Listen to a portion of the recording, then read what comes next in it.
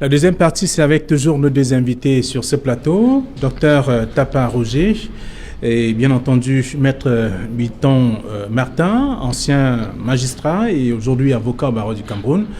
Y aurait-il un point sur l'actualité qui vous aura marqué dans ce journal, dans ce 21 d'Equinox? Évidemment, Flavien Ndongo, c'est la triste nouvelle de votre collègue Florazé, qui était très sympathique et qui malheureusement disparaît à la fleur de l'âge. Je crois que l'émotion nous tenaille tous. Bon, je ne dirai pas plus. Difficile justement de pouvoir le savoir. Celle qui a travaillé avec nous hier matin et qui en soirée apprend qu'elle a disparu. Docteur Tapa, vous l'avez vu dans les couloirs puisque vous êtes venu à Equinox plusieurs fois. Tout à fait. C'est avec beaucoup de remords qu'on apprend une nouvelle comme ça, surtout à ce jeune âge. Et c'est vrai, ça fait très mal. Et on est vraiment à ce moment hors des mots pour qualifier ce qui se passe. Comme je dis, je suis encore surpris. Je n'arrive même pas à croire que c'est vrai ce qu'on a dit. Et vraiment que, comme on dit, qu'elle repose en paix. Elle nous dévance tout simplement. Et beaucoup de courage à la famille et aux collègues qui spontanément se retrouvent comme des orphelins de leurs collègues. Professeur Philomène Nguemo, vous êtes toujours avec nous, vous êtes en Allemagne, médecin camerounais. Alors, vous avez suivi l'actualité, le 21 sur Equinox. Y a-t-il un point qui a retenu votre attention aujourd'hui?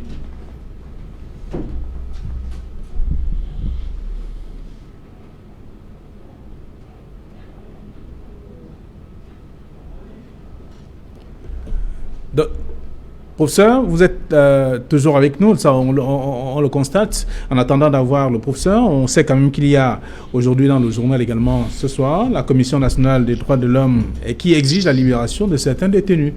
On a suivi Maître Biton. C'est à la suite de ce que nous évoquons comme sujet ce soir, parlant des prisons, du Covid-19 et les prisons, comment éviter la catastrophe. Je crois que c'est sûrement la suite, n'est-ce pas, de tout ce qui se dit, n'est-ce pas, sur les plateaux et tout ce qui se vit. Je crois que... Vous permettez, nous allons en Allemagne prendre le professeur qui est déjà avec nous. Professeur Nguemo, vous êtes avec nous, vous avez suivi l'actualité. Quel est le point qui vous a, le fait qui vous a marqué? Ouais, je disais tout à l'heure, malheureusement, c'est un point négatif.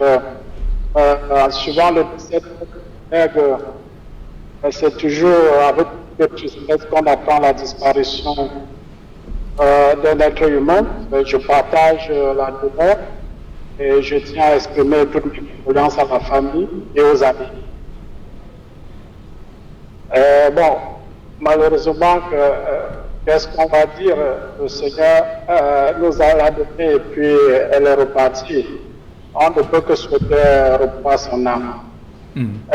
Ce qui concerne le journal, bon, il y a beaucoup de choses qui se sont dites et tout tourne autour du masque. Et puis, il y a des choses à préciser. Comme hier, vous l'avez déjà assez dit dans au journal où les téléspectateurs, les invités, vous en avez discuté.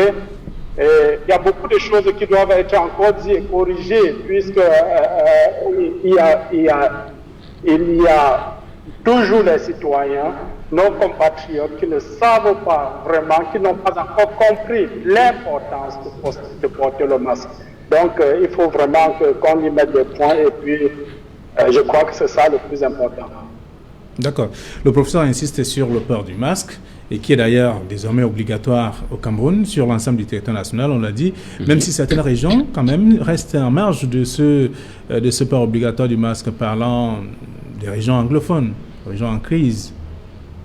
Oui, bon, la situation dans le Nozo est particulière, parce que nous savons que pas grand-chose a changé de ce côté-là. Il y a toujours la violence de part et d'autre.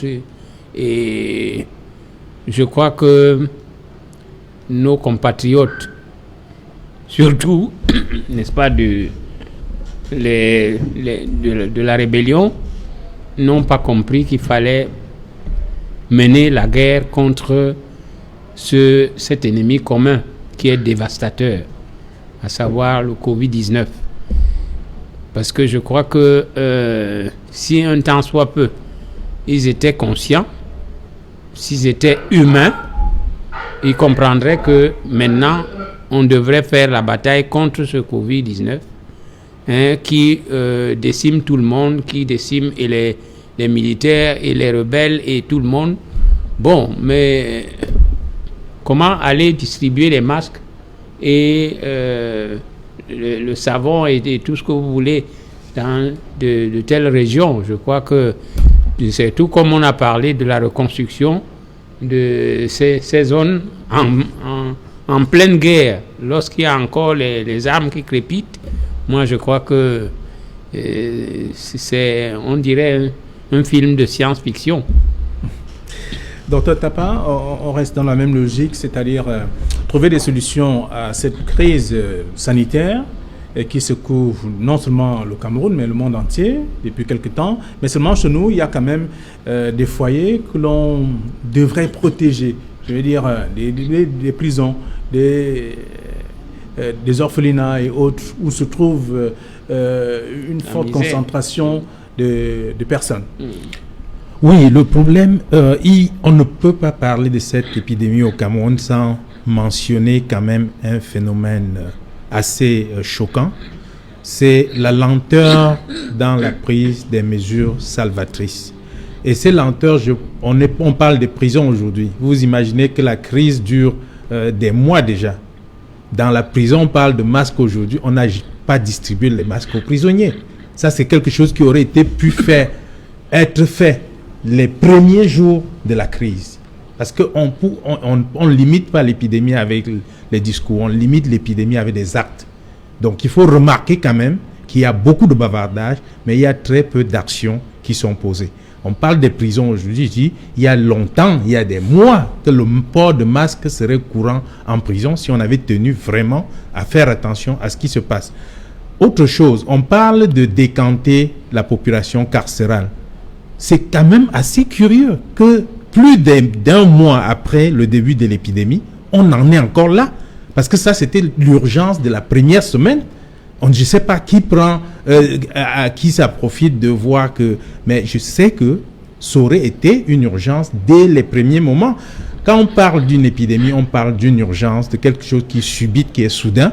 Ce n'est pas le moment de réfléchir, comme je dis, ou de réciter les lois, c'est le moment d'agir. Les actions ne sont pas posées, on bavarde beaucoup et on continue à bavarder, ce qui est inquiétant. La Commission nationale des droits de l'homme estime que les personnes qu'on doit libérer, c'est des gens qui ont quand même des domiciles. Et on connaît d'ailleurs leur domicile qui, Maître le disait encore il y a quelques minutes, si quelqu'un, il lui reste par exemple 3 mois, pour sortir, on n'a plus besoin de le garder, on devrait le laisser pour décongestionner ces maisons d'arrêt. Oui, je crois que excusez-moi, la prison, c'est une correction. On appelle ça les milieux correctionnels. C'est-à-dire qu'on met des gens quelque part qui ont eu un écart de comportement pour essayer de les amener à réfléchir et de redresser leur comportement. Ce n'est pas un milieu pour tuer des gens. On ne tue pas les gens parce qu'ils ont commis des fautes, on les corrige. Et si c'est le cas, il y a beaucoup en prison en ce moment qui ne sont pas justifiés. Vous ne pouvez pas justifier comment on garde quelqu'un depuis 2 ans pour le juger. Vous ne pouvez pas, ce n'est pas possible. Il n'y a aucune raison qui explique ça. Si vous ne l'avez pas encore jugé, il n'y a aucune raison qu'il soit en prison. Ça, c'est une moindre des choses. Vous prenez quelqu'un qui est prisonnier du droit commun, qui a purgé sa peine, il y a 6 mois, il y a une épidémie qui déclenche en prison. Vous le gardez, pourquoi? Dites-moi, il n'y a pas de raison de le garder. Les prisonniers, ce n'est pas des gens qui se volatilisent dans la nature, comme c'est quand même des êtres humains qu'on peut traquer dans la société. Comme on disait tantôt, ils ont des familles, ils ont des domiciles, c'est des gens qu'on peut encore traquer en attendant. Et tous les prisonniers n'ont pas les mêmes motifs d'incarcération. Donc on peut, parmi les prisonniers, voir ceux qui avaient des motifs d'ordre légère, pas criminelle, et les libérer, ne serait que provisoirement, pour contrôler l'épidémie avant de prendre d'autres mesures après. Mais on a l'impression qu'on tourne, on parle. Aujourd'hui, la Commission des droits de l'homme qui parle. Moi, je me serais attendu à cette commission depuis le départ, que ce soit quelque chose qu'on crie, qu'on martèle pour que quelque chose soit fait. On est dans une situation où on parle beaucoup, on prend des mesures pour réprimer. J'entendais parler d'une sanction pour les masques et tout ça. Il est question de savoir qu'est-ce qui... Vous ne pouvez pas considérer que les gens n'ont que des obligations quand vous n'avez pas vos devoirs envers ces personnes. Vous pensez vraiment qu'en cas de crise comme celle-ci, les populations n'ont pas besoin d'assistance, ne serait-ce que pour l'approvisionnement en masques? C'est quelque chose qui aurait pu être distribué longtemps à l'avance. J'entends dire qu'il y a des fonds pour le Covid. Ces fonds servent à quoi? On parle beaucoup, mais les actions ne sont pas posées. Et ça, c'est inquiétant. Jusqu'ici, notre survie repose beaucoup sur la chance. Il faut le dire. Parce que quand on voit les mesures... Si, la chance, parce que si c'était vraiment à la vitesse et à la sévérité qu'on décrit, il y aurait eu beaucoup de problèmes. On parle là d'une prison aujourd'hui qui est surpeuplée, ils n'ont pas de masque, ils n'ont pas... On n'arrête pas l'épidémie par magie. On arrête l'épidémie en prenant des mesures. Et parmi les mesures d'hygiène et d'aération sont des mesures primordiales. D'accord. Alors, maître, les mesures ont été... il y a de nouvelles mesures, les 7 nouvelles mesures édictées par le Premier ministre. Et parmi ces mesures, la principale, c'est bien entendu le port obligatoire du masque. On le voit depuis hier, même s'il y a encore certains qui traînent encore le pas. Mais on comprend quand même qu'il faut se mettre ensemble pour combattre le virus qui cherche toujours à se positionner. Oui, avant de répondre à votre question, lorsque Dr Tapa a parlé de la chance, je me suis dit que c'est à chacun sa culture. Mais moi, je pense que c'est la grâce de Dieu qui nous maintient, n'est-ce pas? Et ça, c'est... Les gens peuvent en rire, mais si Dieu n'était pas avec les Africains, je crois que nous serions tous morts. Et vous avez suivi le témoignage du gouverneur du littoral, M. Dubois, qui a dit que il a été atteint par ce Covid-19, mais que c'est le sang de Jésus qui l'a sauvé. Et ça, c'est très important. Je crois que comme a dit mon copanéliste, le docteur Tapa, nous parlons beaucoup, mais nous agissons peu. Je crois qu'il est maintenant temps de faire l'économie de parole et de faire beaucoup d'actions, n'est-ce pas, en faveur de ceux qui en ont besoin. Parce qu'il y a tout de même des couches vulnérables de la population que nous avons citées tantôt et qui ont besoin d'aide.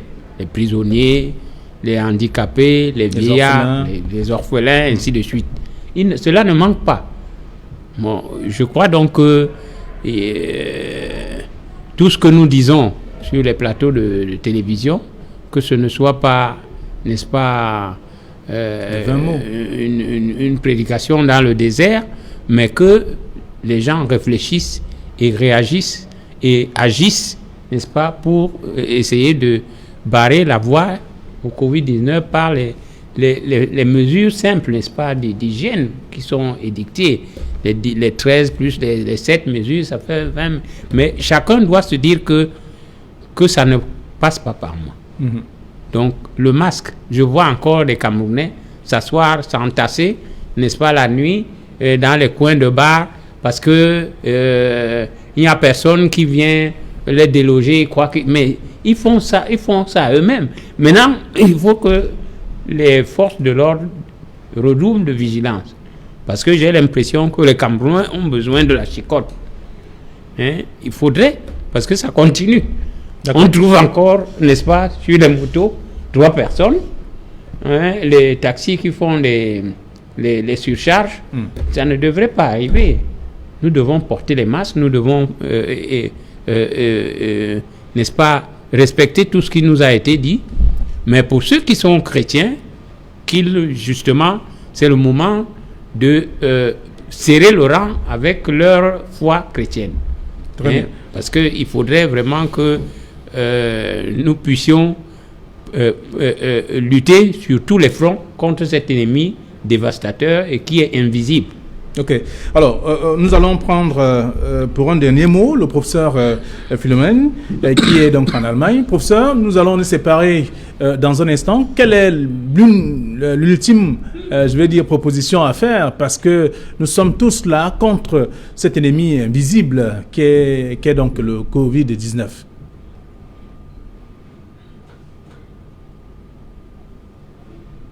Aussi aux invités pour avoir donné certains éclairages précisément sur le sujet d'aujourd'hui. Que dis-je? La première des choses que je peux dire, c'est comme en Allemagne aussi, il faut respecter les consignes qui sont données. L'OMS a donné des consignes, mais nous aussi, on doit, n'est-ce pas, prendre ça très très au sérieux. Ce n'est pas les blagues, c'est quelque chose de très sérieux. Chacun doit prendre ça vraiment comme si c'était lui qui devait tomber demain. Il ne faut pas voir comme on est en train d'enterrer les autres aujourd'hui. Si les mesures ne sont pas prises pour tout un chacun, chacun peut tomber d'un moment à l'autre et puis on n'en parlera plus. Donc, c'est respecter les consignes, porter les masques, laver les mains. Et une chose qui est sûre et que moi j'aimerais particulièrement recommander aussi aux compatriotes, c'est de pouvoir chercher les moyens aussi à booster leur système immunitaire. Parce que nous, on parle toujours de porter les masques. Mais est-ce qu'il y a à côté de porter les masques, comme les solutions, comme le traitement n'est pas encore possible, est-ce qu'il n'y a pas d'autre moyen de pouvoir booster, préparer son corps pour pouvoir défendre, n'est-ce pas, en cas d'attaque? Il y a ça que l'on néglige et qu'on doit vraiment, pas des moyens que nous connaissons tous en Afrique, qui n'est pas négligé. Ça, on ne dit pas que ça soigne, mais au moins ça hausse un peu le système, ça augmente, n'est-ce pas, les capacités de notre corps à défendre tous les pathogènes. Voilà un peu ce que moi je dirais en complément à tout ce que aux recommandations qui sont dites déjà, et que la plupart des Camerounais, ce n'est pas les Camerounais seulement, partout dans le monde, il y a ceux qui ne respectent pas vraiment. Donc c'est ça, il faut parler, il faut appliquer des méthodes vraiment que tout le monde pour que tout le monde puisse respecter. Et si on revient aux prisonniers pour conclure, au niveau de la prison, comme on a dit, c'est la même chose.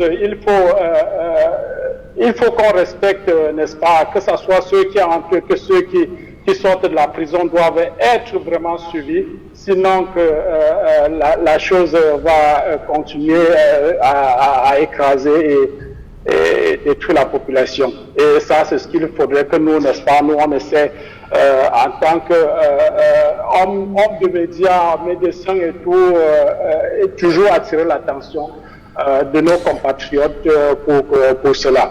Et je voulais juste, pour en finir, vous dire merci de m'avoir contacté pour donner mon point de vue par rapport à cela, et déjà aussi pour corriger, dire que je ne suis pas médecin, je suis enseignant à la faculté de médecine, mais je ne suis pas médecin, je suis biologiste de formation, voilà, et donc c'est tout ce que je pouvais vous donner comme élément ce soir. Mais sinon, je fais aussi des directs pour expliquer et attirer l'attention de nos compatriotes pour les choses très importantes. D'accord.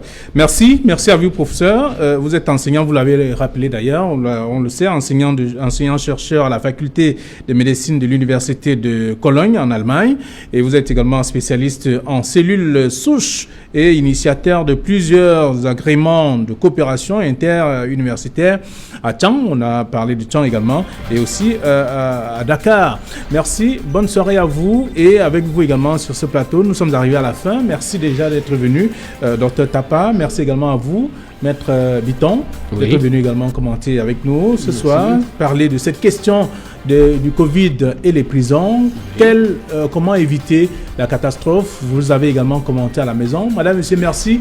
Au nom de toute l'équipe technique sous la diligence de Séverin Tchouban, je vous dis merci également d'avoir été nombreux. Merci à toute l'équipe. Bonsoir et à demain, 19h.